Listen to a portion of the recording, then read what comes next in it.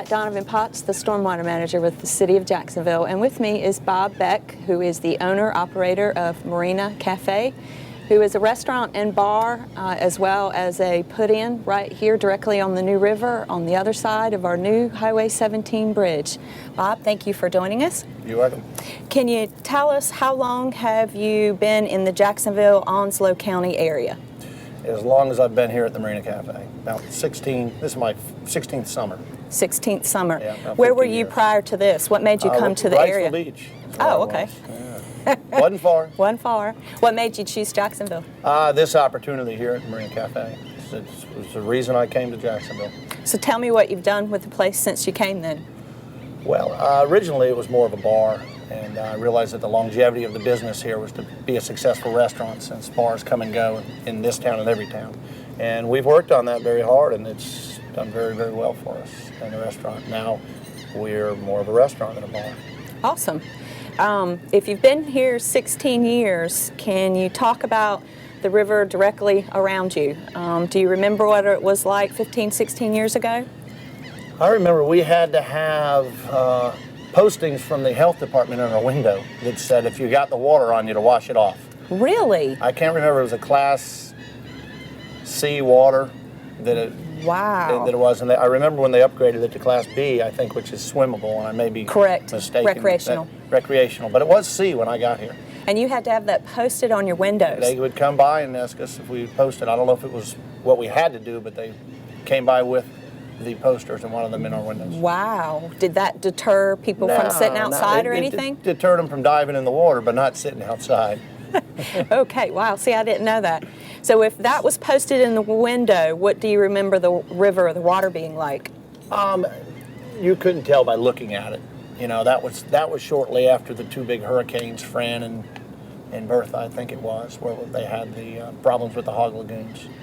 So, and that they've done a great job cleaning up the river since then. I mean, the nature has done a great job too. You know, we haven't had any spills, and the water flows fairly well through here. And folks do swim in it now. People dive right off the dock here. Really? Yeah. So tell me some of the recreational and commercial uses that occur on the dock here then, that probably didn't 10 years ago when you had those postings up. Well, you know what? Even then I had wave runner rentals then, and you know, they rented them left and right. You know, there was, you know, but they are young Marines. They're fearless. You know, the water's what? Don't worry about that. You know. So you rent boat? Do you rent boat slips? No, we don't anymore. We rent boat slips now. Yes, I don't rent any boats anymore. I had rented wave runners and jet boat and pontoon boat, and in the place of that, I guess I have the cruiser now, the river cruiser. It holds 76 people. So you don't jump off it, you don't swim off it. We just take sightseeing rides on the river, cocktails, appetizers, dinners. And how do you go about getting on one of these dinner cruises? Or Memorial Day through daylight savings time. It's sometime end of October, 1st of November is when it changes. We run a sunset ride. And the reason we cut it then is because, well, the sun sets too early to have a sunset ride. Right. But we board at 6:15, we leave at 6:30, and that's an hour and a half ride. It's $15 per person, and that is every Friday. Oh, nice. If 4 people show up, the boat leaves the dock. Where do you go on the river then? Our main sunset cruise is upriver, about 4.5 miles. The river's beautiful, it's narrow, it winds around. At one point, the trees kind of canopy the river, and we get to an oxbow where the river splits and we can spin around and head on back. Nice. Osprey, alligators, turtles, Tommy Pollard, lots of wildlife up there. Yes, we know exactly where you're talking about because we've been ourselves. So what else do you do with your cruise boat other than the sunset cruise from Memorial Day through October? At any other time, we have what's called Create Your Own Cruise.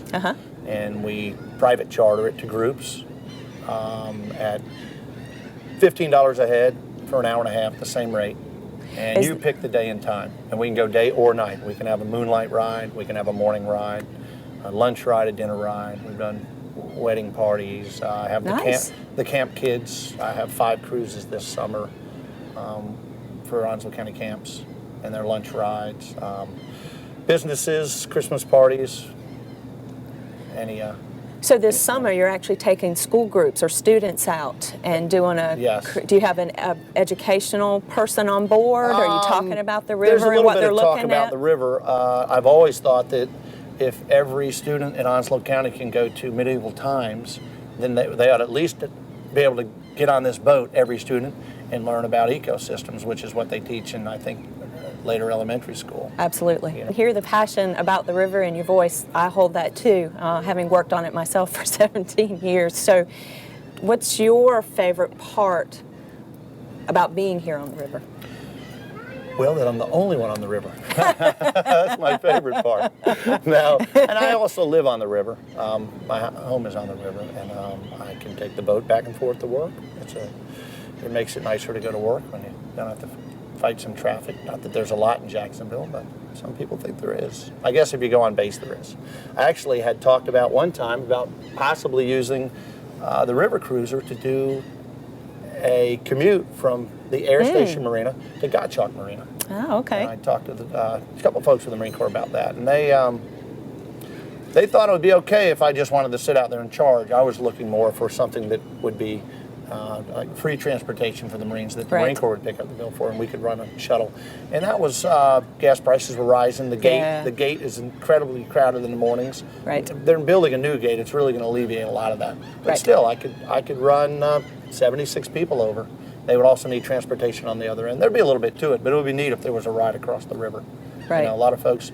There's some folks that work at the or live at the air station that work on Main Side that I think would take advantage of that. Nice.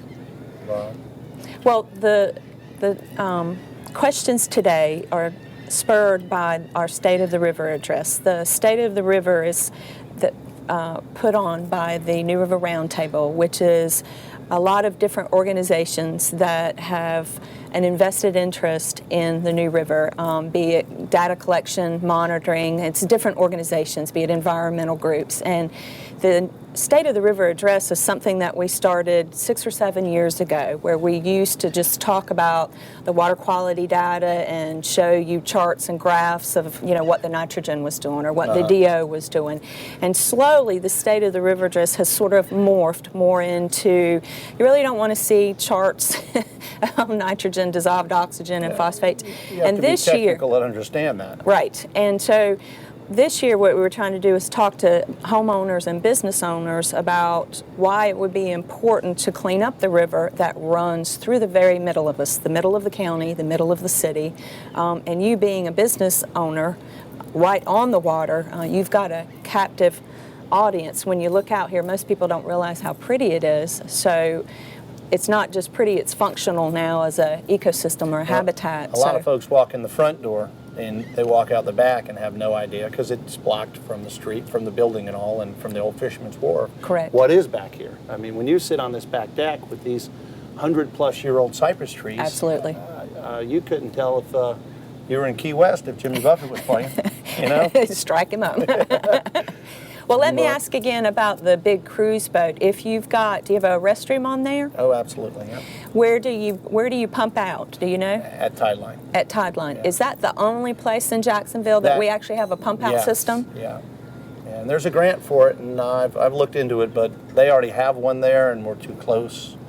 You know, I guess. So the base with all their 3 marinas, they don't have a pump out station? Yeah, they do. Gottschalk has one. They have liveaboards. They have pump outs there. Okay. Yeah, but as far as right here in Jacksonville, you know, just the one. 3. Do you have anything that you would like to share with our citizens that they need to know? Well, I think that the city's take on the new ramp that they're going to put between the bridges, they're moving it to this site with the new welcome center and all. I think that's going to open up some eyes to the river. There aren't a lot of boats. When I first got to Jacksonville, we did a little promotion with the radio station, and we went out with a pontoon boat, and we had CDs and T-shirts, and we did live breaks on the boat on the water. Right. But there was nobody to see. We'd rarely see anybody. Well, thank you for talking with us today on the State of the River